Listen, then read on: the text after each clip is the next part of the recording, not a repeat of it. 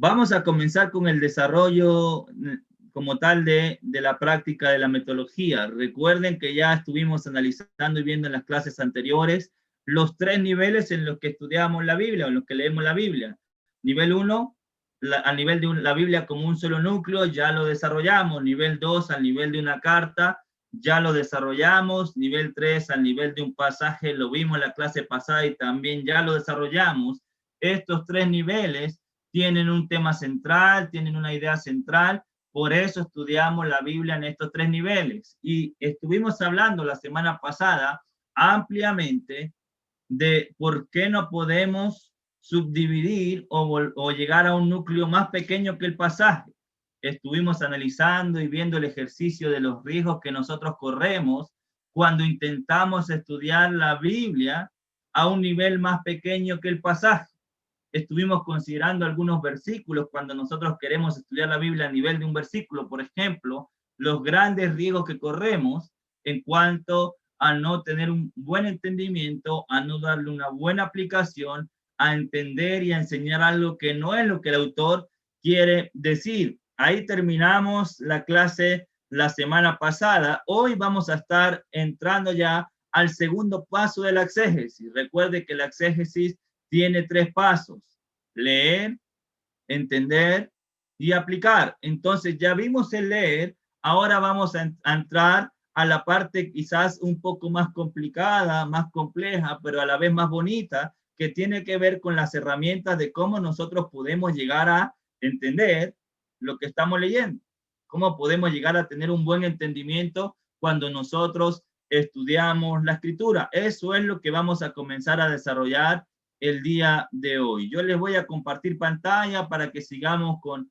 el ejercicio y con las cosas que estamos considerando. Antes de entrar a ese nivel 3, quiero repasar brevemente, de manera muy rápida, qué es lo que estamos haciendo, cuál es el método que estamos estudiando, estamos tratando de analizar, y qué significa la palabra exégesis. El método que estamos utilizando o que queremos desarrollar es el exégesis, y la palabra exégesis o la exégesis bíblica es el proceso de entendimiento que hacemos de cualquier lectura, en nuestro caso, de un texto bíblico. La palabra, como la hemos estado considerando, la palabra griega es exegetai, que quiere decir guiar hacia afuera.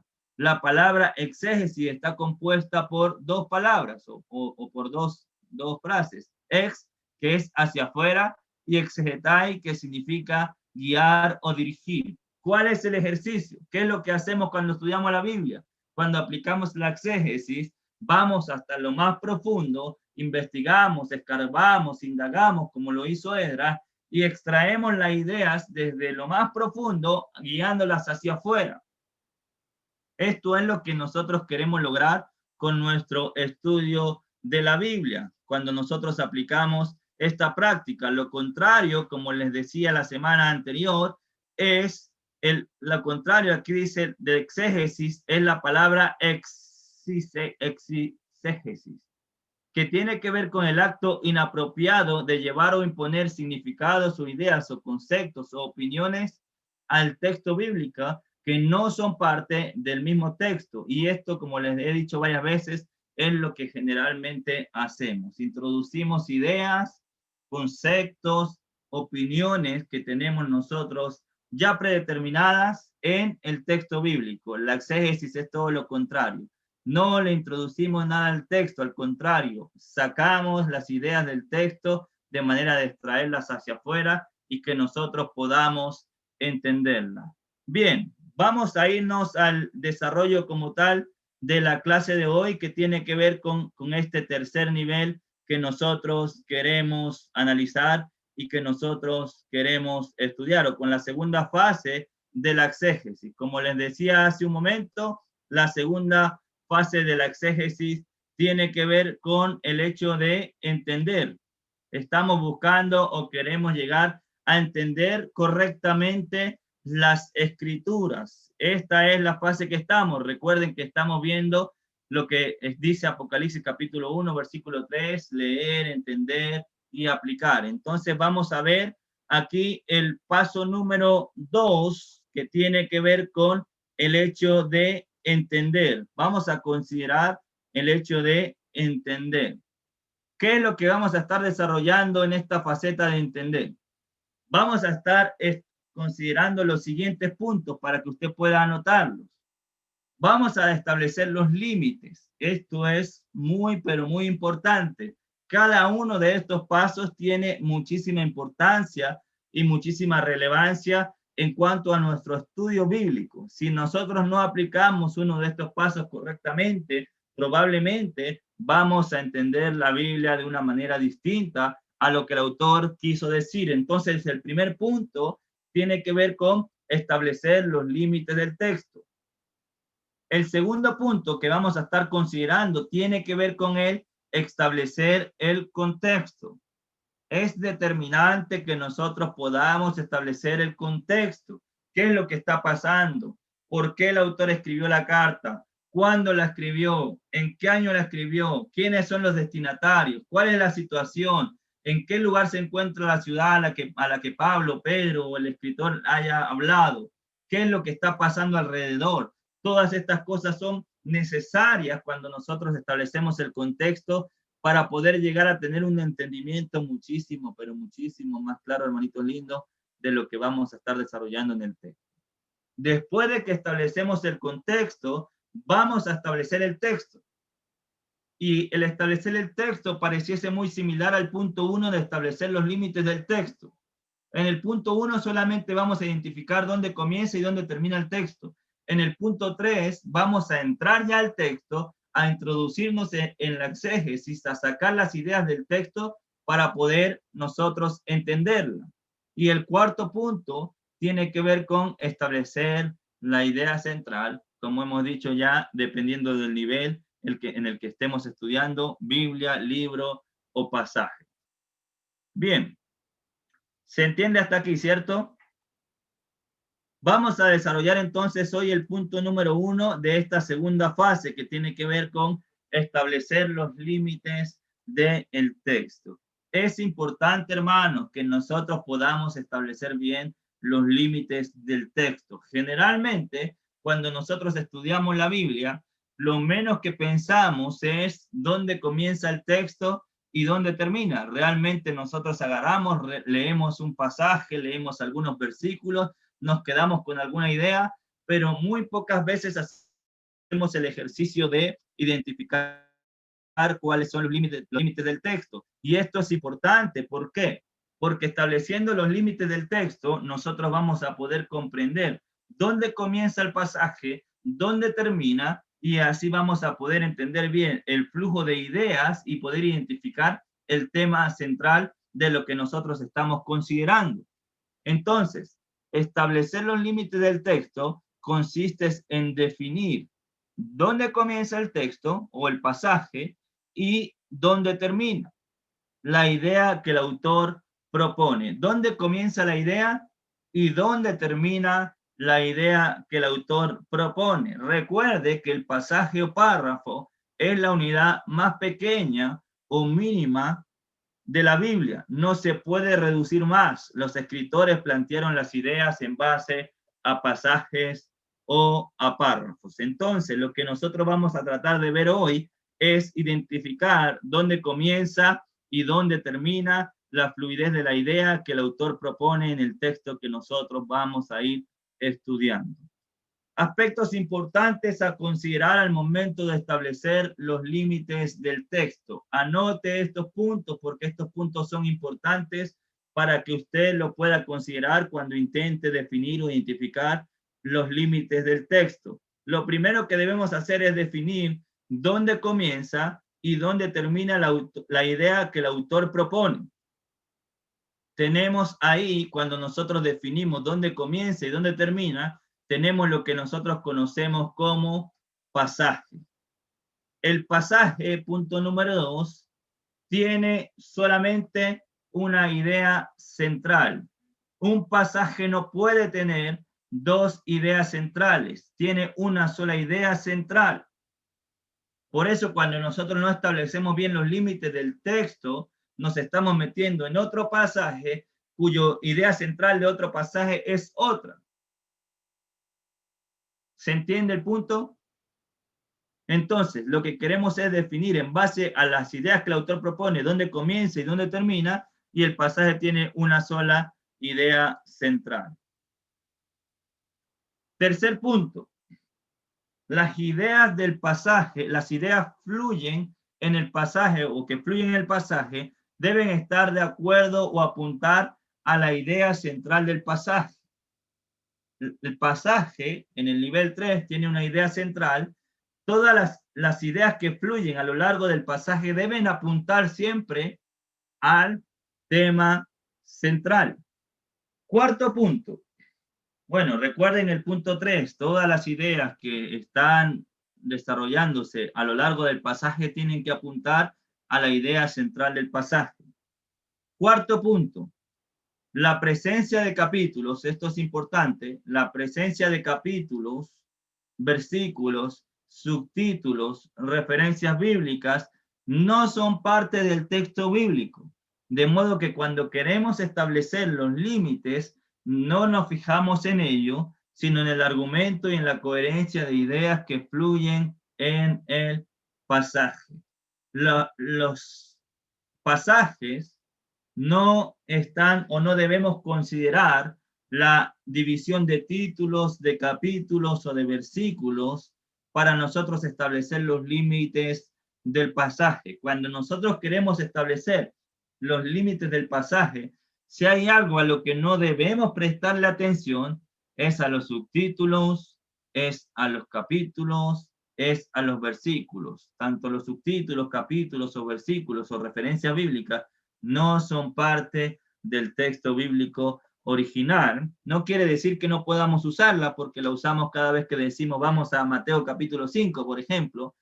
No quiere decir que no podemos usarla, pero cuando queremos establecer los límites del pasaje, no debemos considerarla, porque lo que va a decidir dónde comienza y dónde termina un pasaje tiene que ver con la fluidez de ideas que el autor quiere plantear. Dónde comienza una idea y dónde termina. Bien, información que debemos considerar para establecer los límites del pasaje o para saber cuándo comienza y cuándo cambia de pasaje, cuándo termina. El primer punto que ustedes deben considerar cuando quieren identificar dónde comienza un pasaje, una buena posibilidad o una buena herramienta para identificarlo tiene que ver con la ubicación o el lugar. ¿A qué se refiere? Ahí hay varios versículos. Busquemos uno de ellos. Mateo capítulo 8. Mateo capítulo 8.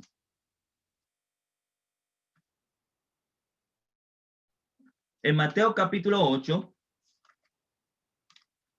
la Biblia nos va a hablar, a propósito, es un poco más simple y más sencillo identificar los límites del pasaje en los evangelios. Cuando entramos a las cartas es un poquito más complicado.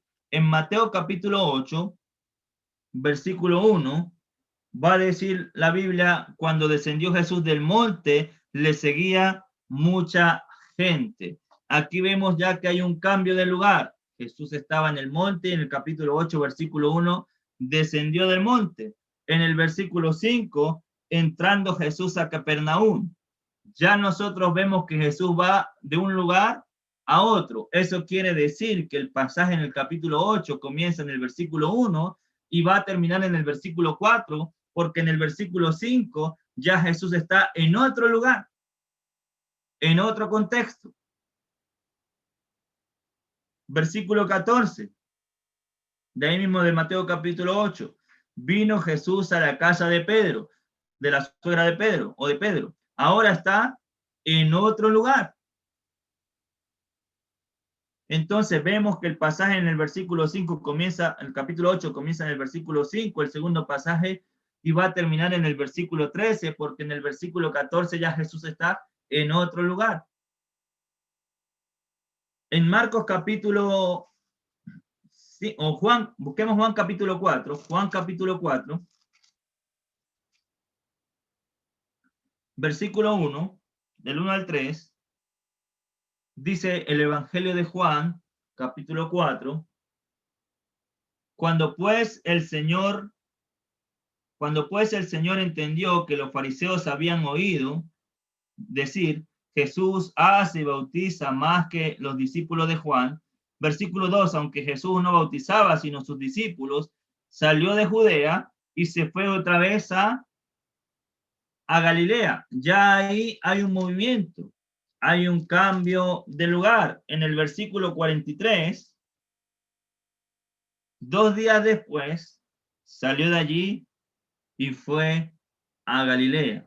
En el capítulo 5, versículo 1, después de estas cosas había una fiesta de los judíos y subió Jesús a Jerusalén. Entonces, este primer punto que nos va a ayudar a entender dónde comienza un pasaje y dónde termina, tiene que ver con la posición o el lugar. Cuando hay un cambio de posición, cuando hay un cambio de lugar, en el caso de los evangelios lo vemos con mucha claridad y muy frecuentemente que Jesús se está moviendo de un lugar a otro. Cuando hay un cambio de lugar, ahí nosotros podemos decir si Jesús está en otro lugar o si el autor está en otro lugar o si el que está hablando está en otro lugar, ya estamos considerando un nuevo pasaje. ¿Se entiende este punto número 1 o esta referencia número 1 de cambio de lugar? Vamos a la segunda entonces, para que ustedes lo tengan presente cuando estén estableciendo los límites del pasaje. Segunda cosa que debemos tener presentes.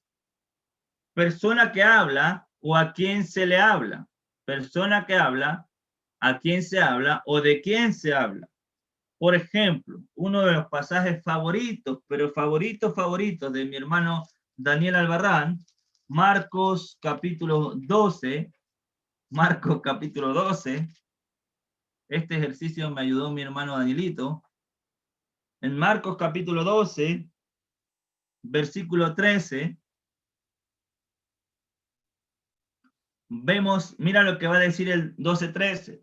Y le enviaron algunos de los fariseos y de los herodianos para que le sorprendiesen en alguna palabra. Viniendo ellos, le dijeron, Maestro, sabemos que eres hombre veraz y que no te cuidas de nadie, porque no miras las apariencias de los hombres, sino que con verdad enseñas el camino de Dios.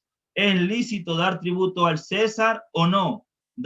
¿Daremos o no daremos? Entonces vemos en el versículo 13 que Jesús le está hablando a los fariseos y herodianos. En el versículo 18, entonces vinieron a él los saduceos que decían que no hay resurrección y le preguntaron diciendo, en el versículo 18 ahora le está hablando a otro grupo de personas. Entonces aquí vemos claramente que hay otro pasaje. En el versículo 28, acercándose uno de los escribas que los había oído disputar y sabía que les había respondido bien, le preguntó, ¿cuál es el primer mandamiento de todos? Entonces ahora le está hablando a los escribas. Hay un cambio de a quién se le está hablando. Entonces la segunda referencia es la persona que habla, a quién se habla o de quién se habla. Cuando hay un cambio de esto, vemos claramente que hay un cambio de pasaje. Lucas capítulo 7. Lucas capítulo 7.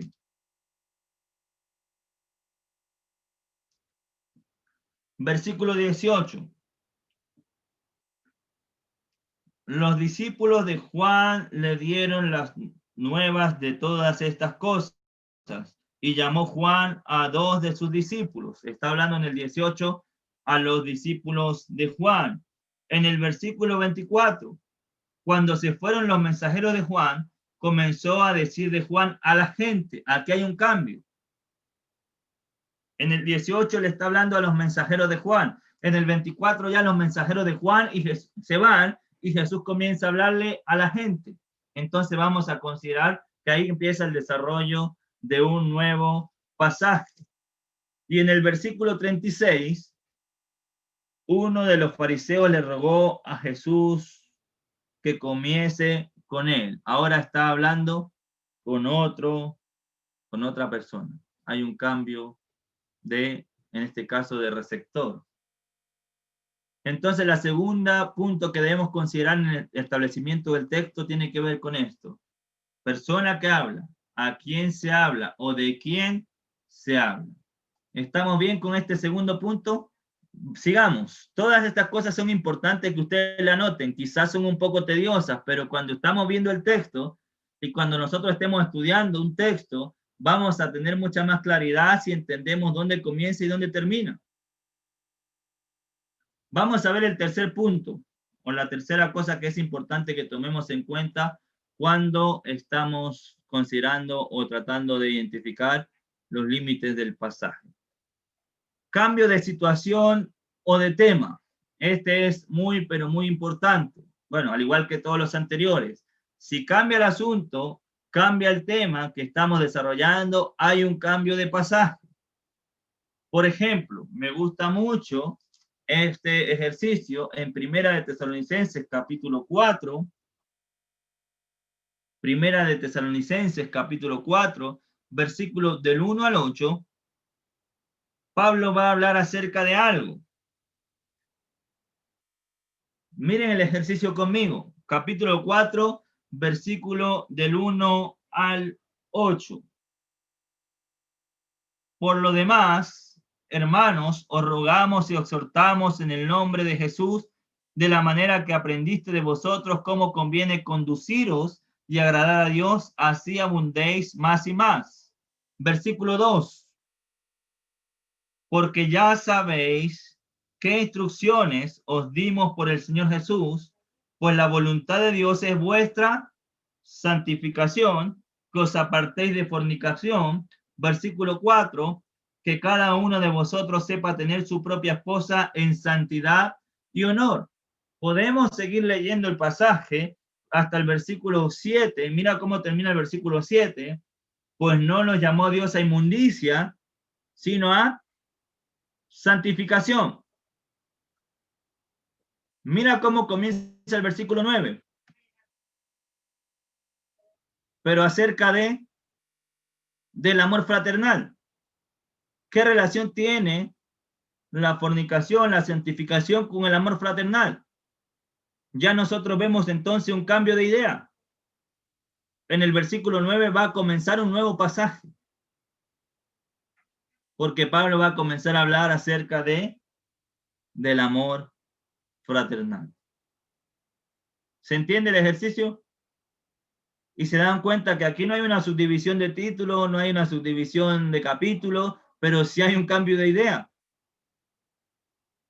Por eso es importante que cuando nosotros establezcamos los límites del texto, no prestemos mucha atención a la división de capítulos, versículos, ni de subtítulos. Pero claramente hay un cambio de idea, pero acerca del amor fraternal. Ya iba a hablar de otra cosa. Efesios capítulo 5.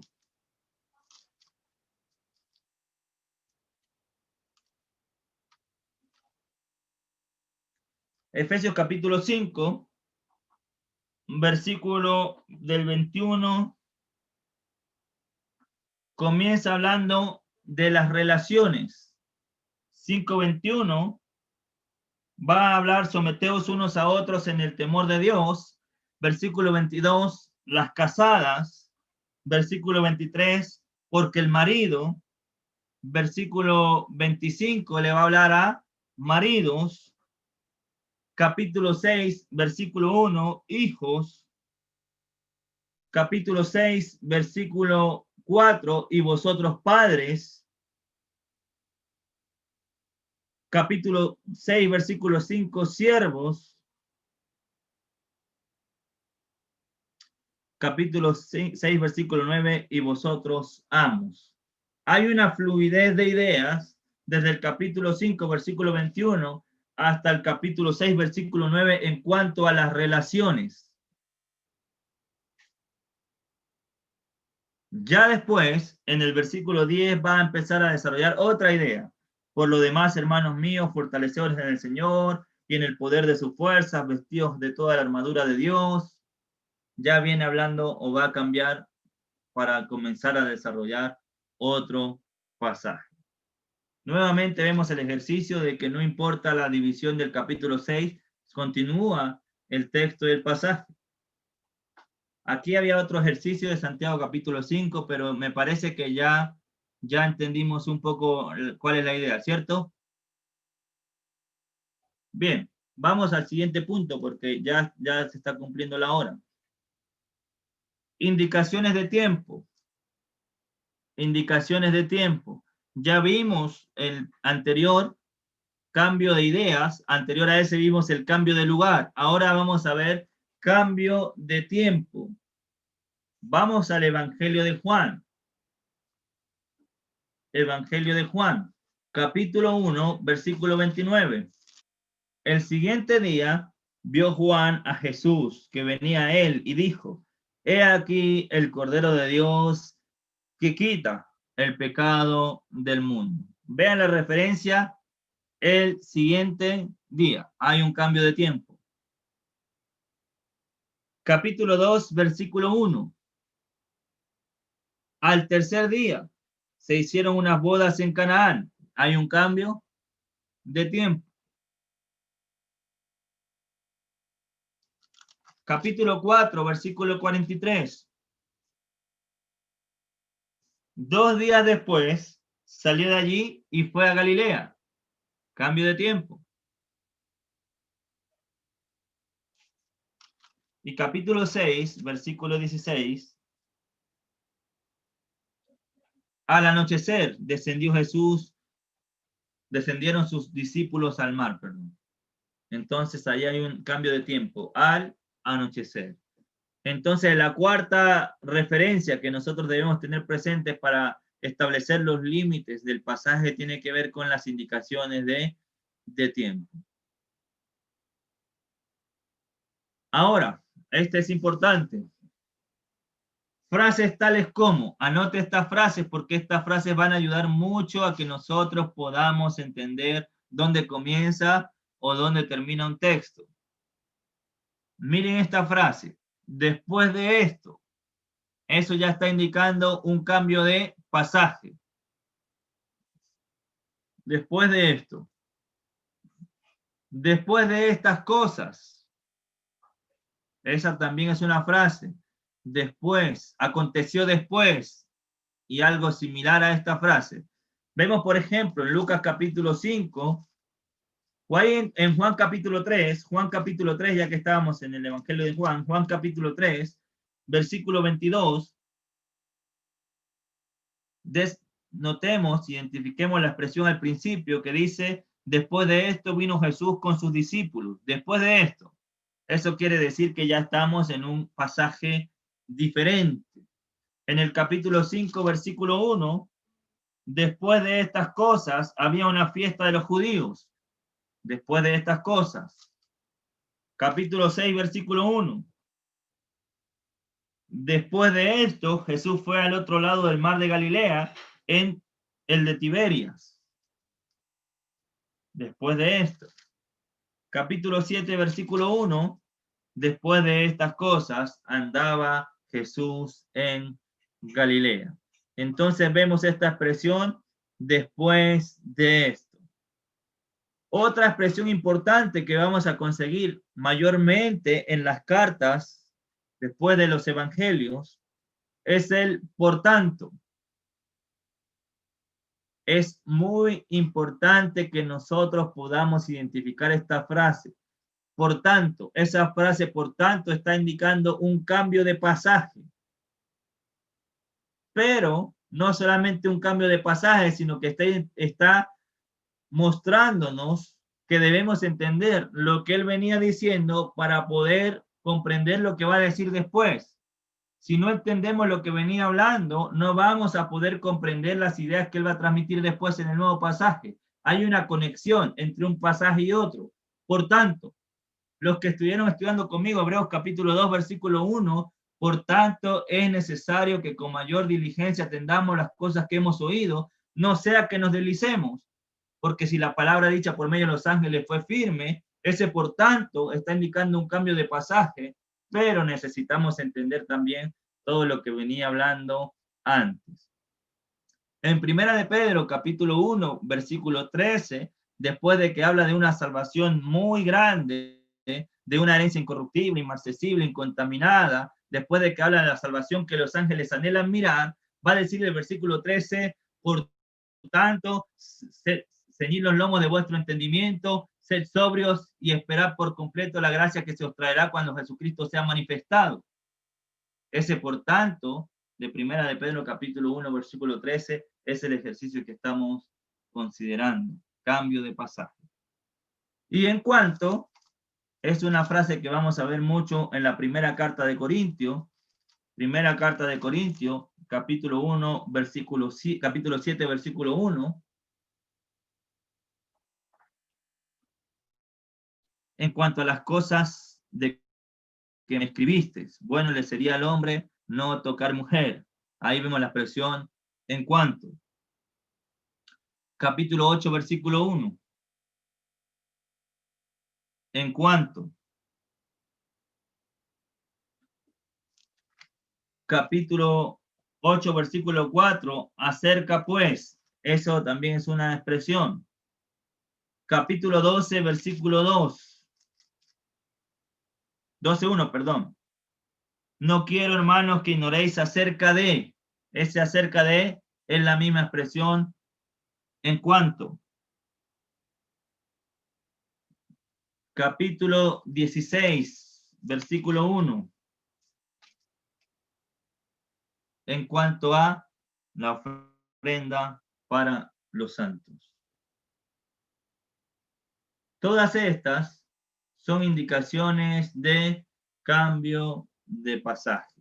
Entonces, es importante que nosotros podamos tener en nuestro cuaderno, en nuestra mente, todas estas indicaciones. Cambio de lugar, cambio de tiempo, cambio de persona que habla, cambio de persona a la que se le habla, cambio de tema del que se habla. Estas expresiones por tanto, por cuanto, acerca de. Todas estas cosas nos van a ayudar a poder identificar bien los límites del pasaje. Preguntas. Yo sí, Raúl. Vamos, Regi. Comentaste que en el cambio de tiempo, haciendo el énfasis en el libro de Juan, capítulo 2, versículo 1, que decía el tercer día, y luego nos brincábamos hasta Juan 4:43, que dice 2 días después, allí, ese quiere decir que es un mismo pasaje. Todo eso es una misma idea. ¿Sí? No. ¿Cierto? No. No. ¿Por qué? Porque nosotros tenemos que ver la fluidez de las ideas, porque probablemente cuando dice la primera referencia que usaste, hasta la segunda, probablemente hay cambio de pasaje internamente con otras expresiones o con cambio de lugar. Por ejemplo, eso iba porque en el 3:3 era de lo que nos dijiste que en el 3:22, que era la palabra que utilizamos después de estas cosas. Entonces por eso, o después de esto. Entonces por eso allí como que medio me cuatropié.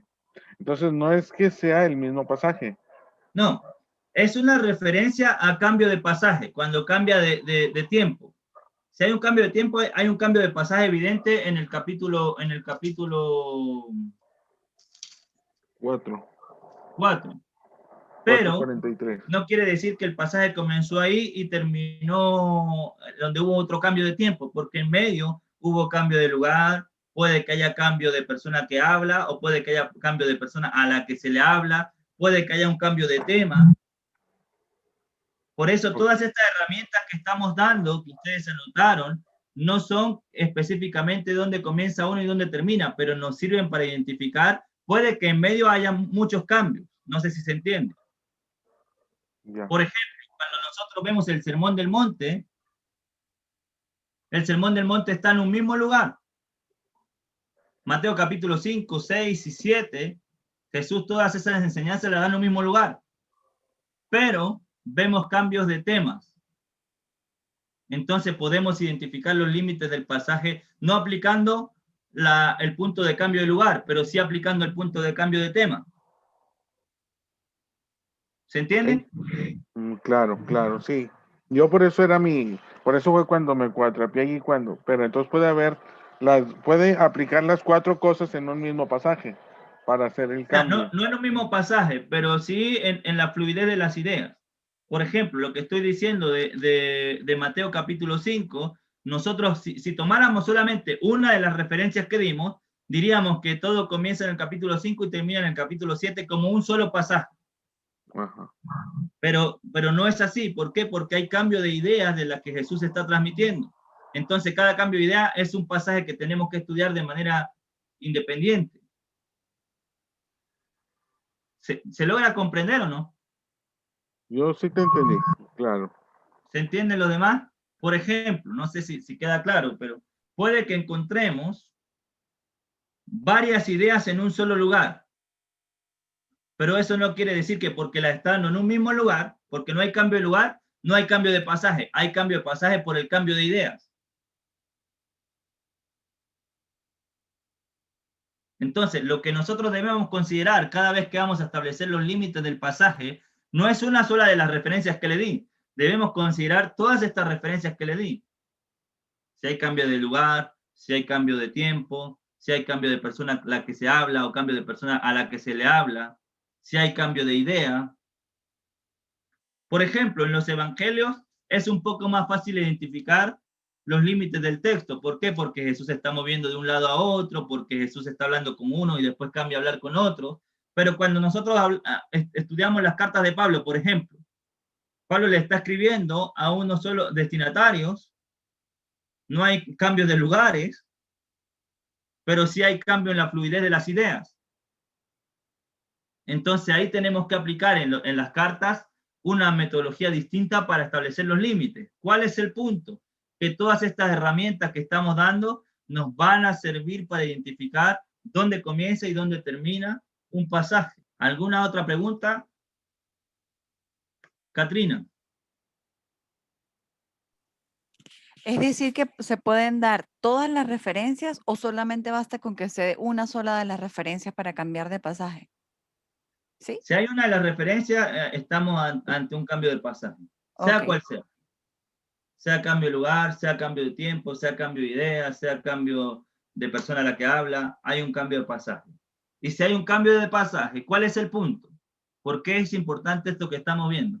Porque si hay un cambio de pasaje, estamos hablando de un pasaje que tiene su propio tema central y que tiene su propio contexto y que tiene una fluidez de ideas distintas a las que venía hablando antes.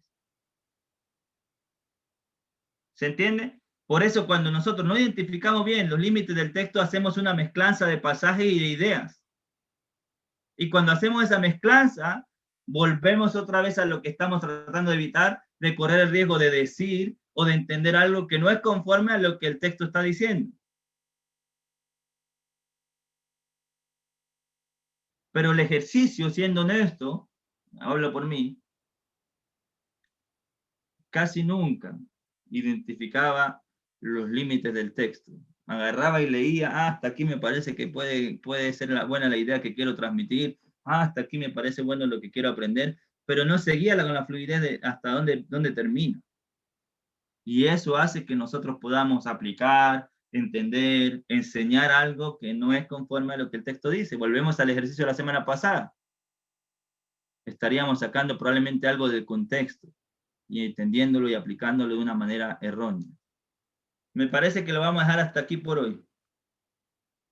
¿Por qué? Porque ya vamos después a entrar a lo que es cómo establecer el contexto, que es el siguiente paso de entender. El primer paso es establecer los límites del texto. Segundo paso, establecer el contexto. Y esto es importante, hermanitos. Si no establecemos bien los límites, vamos a tener una mezcla de ideas que nos va a traer muchas complicaciones en nuestro propio entendimiento de la escritura. Y esto va de la mano con lo que me preguntaba la semana pasada un hermano, que me preguntaba que qué es lo más conveniente cuando nosotros enseñamos, quedarnos en un pasaje o usar muchos pasajes. Lo más recomendable es que nosotros podamos establecer los límites de un pasaje y quedarnos en ese pasaje, y después vamos a ver el establecer el texto, que tiene que ver con sacar y extraer las ideas del texto mismo. Ahora estamos solamente viendo, identificando dónde comienza y dónde termina, pero después de que lo identificamos vamos a tener que entrar al texto.